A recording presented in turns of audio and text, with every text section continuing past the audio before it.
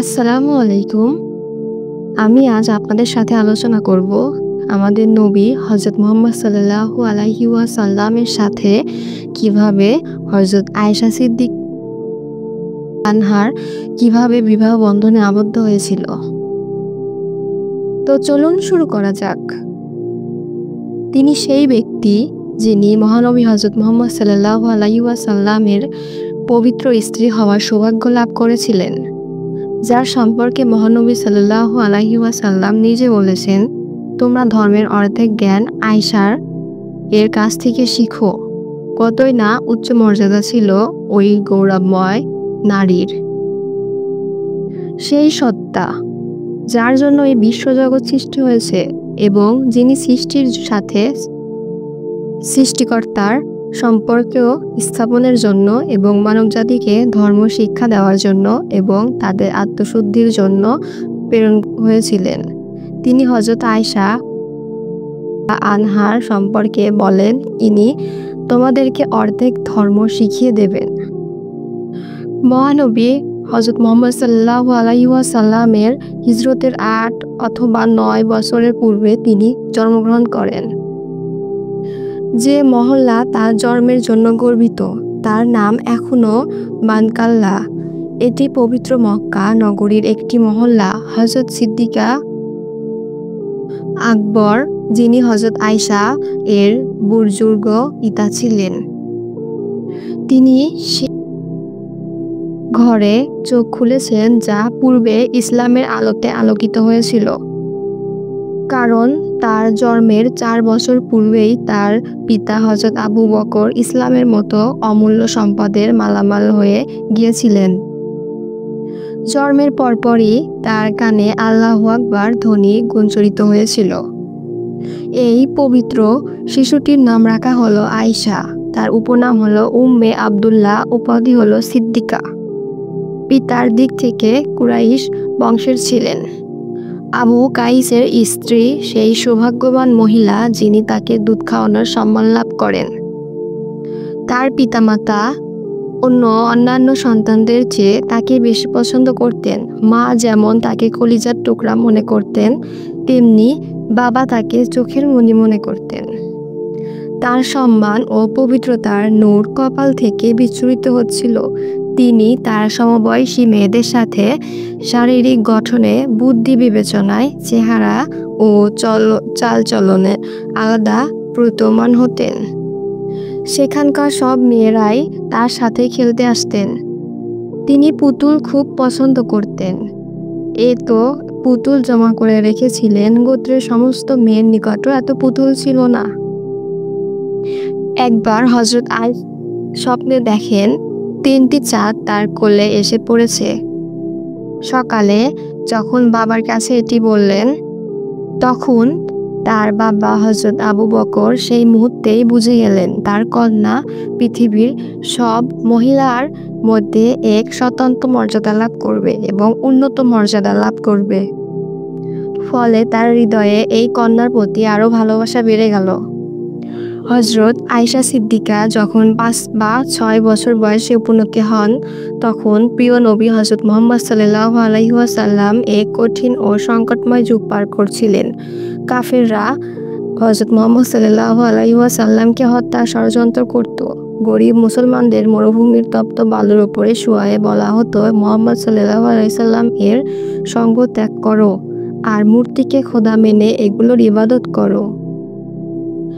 এরা কতই না নির্বোধ ছিল, যেগুলো একটি মাছির ডানাও তৈরি করতে পারে না, সেগুলোকে উপাস্য বানানোর জন্য বাধ্য করে। এবং তারা অত্যাচার এ কারণে করে যে, এ খোদার ইবাদত কেন করছো? কেন হযরত মুহাম্মদ সাল্লাল্লাহু আলাইহি ওয়াসাল্লামকে খোদার রাসূল মানো? এমনকি আমাদের প্রিয় নবীর ওপর পাথর ছোড়া হতো, ময়লা আবর্জনা ফেলা হতো, কিন্তু তিনি আকাশের দিকে তাকিয়ে চুপ হয়ে যেতেন এবং সকল অত্যাচার নীরবে সহ্য করতেন। এমন সংকটময় সময়ে হযরত আয়েশা এর সম্মানিত পিতা হযরত আবু বকর সর্বাধিক তার সেবায় নিয়োজিত থাকতেন এবং সহযোগিতা করতেন। প্রকৃত হযরত নবী করিম সাল্লাল্লাহু আলাইহি ওয়াসাল্লামের ধৈর্যের পরীক্ষা নিচ্ছিল। মহান আল্লাহ এমন কঠিন সময় তার পবিত্র স্ত্রী খাদিজা রাদিয়াল্লাহু আনহা তার ছেড়ে এ পৃথিবী থেকে চিরকালের জন্য চলে গেলেন। ইন্না লিল্লাহি ওয়া ইন্না ইলাইহি রাজিউন। তিনি এমন এক পবিত্র স্ত্রী ছিলেন যিনি দুঃখ কষ্ট বিপদে আপদে সর্বোত্তম সঙ্গিনী ছিলেন।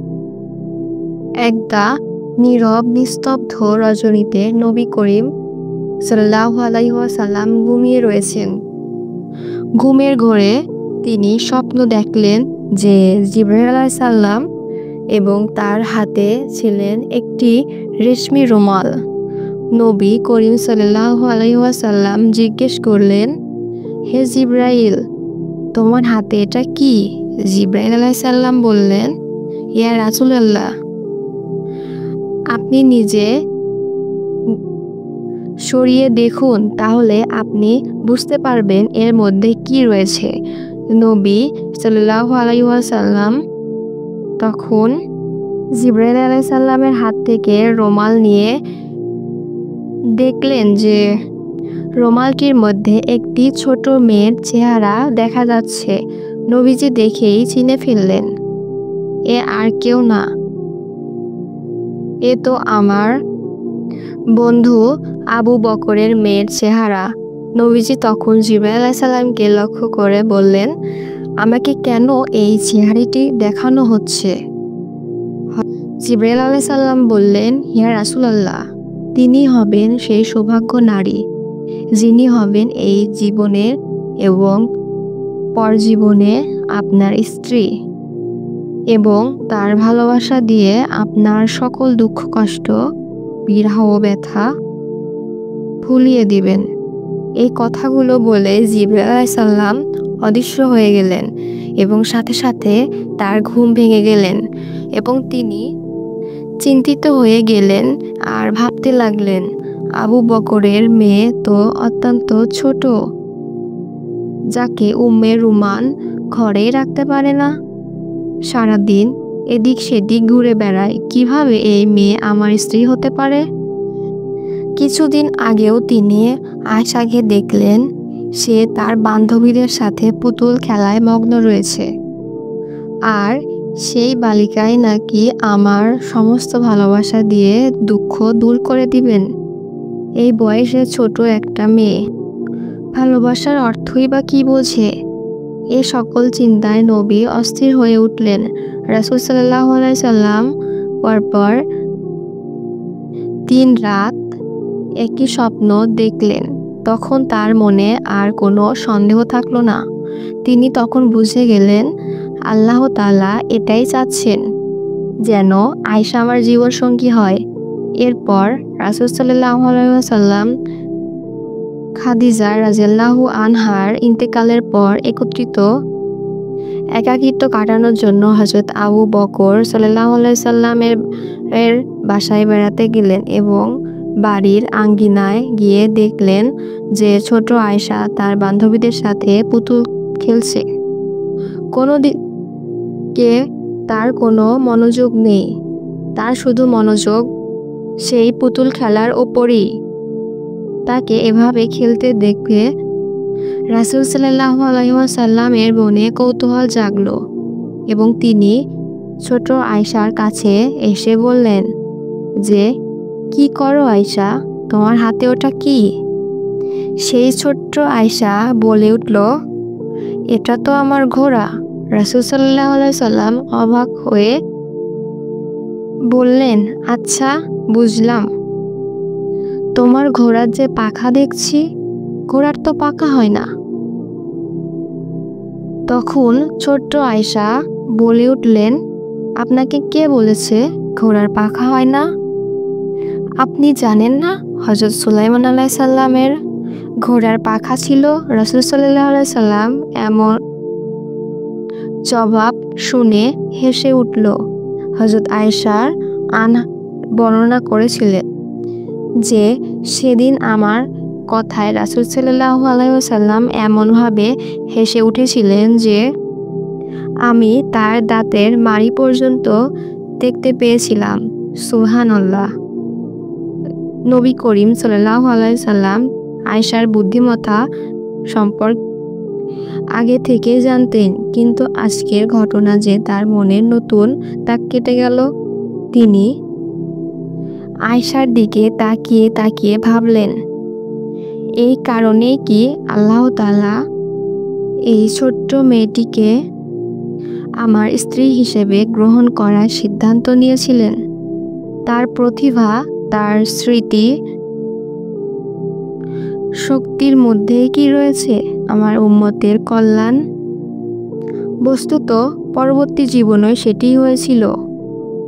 সর্বাধিক হাদিস বর্ণনা করেন এবং বর্ণনাকারীর মধ্যে 7 জন সাহাবীর মাঝে আয়েশা প্রথম মেধার স্থান অধিকার করে। তার মেধাশক্তি এবং বুদ্ধিমত্তার কারণে তিনি একাই রাসূল সাল্লাল্লাহু আলাইহি সাল্লামের 210টি হাদিস বর্ণনা করেছিলেন। সুবহানাল্লাহ। ছিলেন একদিন আমাদের নবী যখন ঘরে একা ছিলেন, তখন কেউ ছিলেন না যে তাকে সান্ত্বনা দেবেন। সারা রাত আমাদের প্রিয় নবী ভারাক্রান্ত রইলেন। ভোর হলো, তখন হাকিম বিন আল আওকাসের কন্যা ওসমান বিন মাজউন রাদিয়াল্লাহু আনহা, প্রসিদ্ধ সাহাবীর স্ত্রী যার নাম ছিল খাওলা রাদিয়াল্লাহু আনহা, রাসূল সাল্লাল্লাহু আলাইহি সাল্লামের খেদমতে হাজির হন। রাসূল সাল্লাল্লাহু আলাইহি ওয়াসাল্লামের অবস্থা দেখে তিনি নিবেদন করলেন, হে আল্লাহর রাসূল, আমার পিতামাতা আপনার জন্য কুরবান, আপনি দ্বিতীয় বিয়ে করে নিন। তোমরা কি জানো আমাদের প্রিয় রাসূল সাল্লাল্লাহু আলাইহি সাল্লাম কি জবাব দিলেন? তিনি বললেন, খাওলা, খাদিজার মতো সহমর্মী ও সমব্যাধি সেবিকা আর পাওয়া যাবে না। খাওলা বললেন, না হুজুর, এখনো মক্কায় এমন আরও মেয়ে এবং মহিলা বিদ্যমান যারা এমন গুণাবলীর চেয়ে আরও অধিক গুণাবলীর অন্তর্ভুক্ত। এর কন্যা আয়েশা এবং সাউদা আছেন। তিনি বললেন কিছুক্ষণ নীরব হয়ে, আচ্ছা, এই 2 ঘরে প্রস্তাব পাঠাও, আমি বারণ করছি না। খাওলা সর্বপ্রথম হযরত আবু বকর সিদ্দিক এর ঘরে গেলেন। যখন আয়েশা এর সম্মানিত মাতা উম্মে রুমানকে হুজুর এর পক্ষ থেকে প্রস্তাব দিলেন, তিনি বললেন, এটি কিভাবে সম্ভব? রাসূল সাল্লাল্লাহু আলাইহি ওয়াসাল্লাম আবু বকরের ধর্মের দিক থেকে ভাই, ফলে রাসূল সাল্লাল্লাহু আলাইহি সাল্লাম আয়েশার চাচা হলেন, আর চাচার সাথে সম্পর্ক কিভাবে হতে পারে? তদুপরি অপেক্ষা করো, আয়েশার বাবা বাইরে গেছেন, তিনি আসলে তার সঙ্গে কথা বলে আমি জবাব দেব। এরই মধ্যে হযরত আবু বকর সিদ্দিক এসে গেলেন। তিনিও একই কথা দিলেন। এটি শুনে খাওলা আবার নবী করিম সাল্লাল্লাহু আলাইহি সাল্লামের নিকট আসলেন এবং পুরো বৃত্তান্ত শুনালেন। প্রিয় নবী সব শুনলেন। সিদ্দিক আকবরকে বলল, আমাদের ধর্মে এই সম্পর্ক বৈধ। তিনি আমার ধর্মীয় এবং মৌখিক স্বীকৃতি ভাই, সত্যিকারের সহোদর ভাই নন। এরপর খাওলা আনন্দচিত্রে ফিরে গিয়ে হুজুর সাল্লাল্লাহু আলাইহি সাল্লামের বক্তব্য শোনালেন। এই বক্তব্য শুনে কেই বা অস্বীকার করতে পারে? 2 পক্ষ সম্মত হলো এবং এই সম্পর্ক কবুল করলেন। হযরত খাওলা আবার ফিরে গিয়ে হযরত মুহাম্মদ সাল্লাল্লাহু আলাইহি ওয়াসাল্লামের কাছে এই কথাগুলো ব্যক্ত করলেন। তখন আমাদের নবী আবু বকর এর ঘরে গেলেন এবং নিকাহ হয়ে গেল। তখন হুজুর সাল্লাল্লাহু আলাইহি সাল্লামের বয়স ছিল প্রায় 50 বছর, মানে আমাদের নবীর। আর হযরত আয়েশার বয়স ছিল 6 থেকে 7 বছর। যখন মহানবী হযরত মুহাম্মদ সাল্লাল্লাহু আলাইহি ওয়াসাল্লাম আল্লাহর নির্দেশে মক্কা ছেড়ে মদিনায় হিজরত করেন, তখন হযরত আবু বকর সিদ্দিক ও মহানবীর সঙ্গে ছিলেন। পরবর্তীতে তিনি নিজ পরিবার পরিজনকে মদিনায় আনিয়ে নেন। এভাবে হযরত আয়েশাও তার মায়ের সঙ্গে মদিনায় পৌঁছে যান। একদিন হযরত আবু বকর আল্লাহর রাসূল এর নিকট নিবেদন করলেন, হে আল্লাহর রাসূল, আপনি আয়েশাকে ঘরে তুলছেন না কেন? কি এমন বাধা? তিনি বললেন,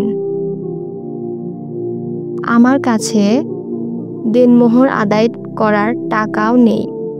তখন হযরত আবু বকর বললেন, হে আমার প্রভু, আমার মাল ও ধন সম্পদ কার জন্য? প্রিয় নবী বললেন, ঠিক আছে, তাহলে আমাকে ধার দিন। সুতরাং এমনই হলো এবং তিনি পরে তা পরিশোধও করে দেন। এবং হযরত জিবরাইল আলাইহিস সালাম আয়েশাকে ঘরে তোলার ব্যাপারে মহানবী হযরত মুহাম্মদ সাল্লাল্লাহু আলাইহি ওয়াসাল্লামকে বলেছিলেন। একদিন হযরত আয়েশা খেলায় নিমগ্ন ছিলেন। বান্ধবীরাও সঙ্গে ছিলেন। তার মা তাকে ডেকে হাত ধরে তুলে আনসার মহিলার হাতে তুলে দেন। তারা তাকে বধূর সাজে সাজিয়ে দিলেন। মহানবী হযরত মুহাম্মদ সাল্লাল্লাহু আলাইহি ওয়াসাল্লাম আগমন করলেন। তার মা তাকে নবী করিম হযরত মুহাম্মদ সাল্লাল্লাহু আলাইহি ওয়াসাল্লাম এর হাতে উঠিয়ে দেন। সে সময় হযরত আয়েশার বয়স ছিল 9 বছর। তার বিয়েটা হয়েছিল খুব সাদামাটাভাবে। কয়েকজন সাহাবী ছিলেন আর কয়েকজন মহিলা। এইসব বিয়ে অনুষ্ঠান আরবে প্রচলিত জাহিলিয়াতের কিছু নিরাত্মক রীতি দূর করার কারণ হয়। যেমন আরবরা শাওয়াল মাসকে অশুভ মনে করত। এ মাসে বিয়ে শাদীর কোনো অনুষ্ঠান হতো না। কারণ ছিল শাওয়াল মাসের অভাবে আরবে প্লেগের প্রাদুর্ভাব হয়েছিল। ফলে আরবরা এ মাসকে অশুভ মনে করতেন। হযরত আয়েশা এর বিয়ে এবং অনুষ্ঠান দুটি এই মাসে হয়। এভাবে আরবরা কুপ্রথা দূর করার সূচনা তার এসব অনুষ্ঠান থেকেই হয়। তারপর হযরত আয়েশাকে মহানবী হযরত মুহাম্মদ সাল্লাল্লাহু আলাইহি ওয়াসাল্লাম ঘরে নিয়ে আসেন। একদিন হযরত আয়েশা বললেন, আমি রাসূল সাল্লাল্লাহু আলাইহি ওয়াসাল্লাম এর সাথে সফরে ছিলাম। আমরা দুজন দৌড় দিলাম। আমি তার থেকে আগে চলে গেলাম। এরপর শরীর যখন একটু মোটা হয়ে গেল তখন তার সাথে দৌড়ালাম। তখন তিনি আমাকে পেছনে ফেলে দিলেন এবং বললেন, আয়েশা, এটা তোমার ওই দিনের আগে চলে যাওয়ার বদলা হয়ে গেল। আপনারা জেনে আশ্চর্য হবেন, মদিনায় যে বাড়িতে দুই জাহানের নেতা হযরত মুহাম্মদ সাল্লাল্লাহু আলাইহি ওয়াসাল্লাম হযরত আয়েশার এর সঙ্গে জীবন অতিবাহিত করেন তা কাঁচা বাড়ি অর্থাৎ মাটির তৈরি ছিল।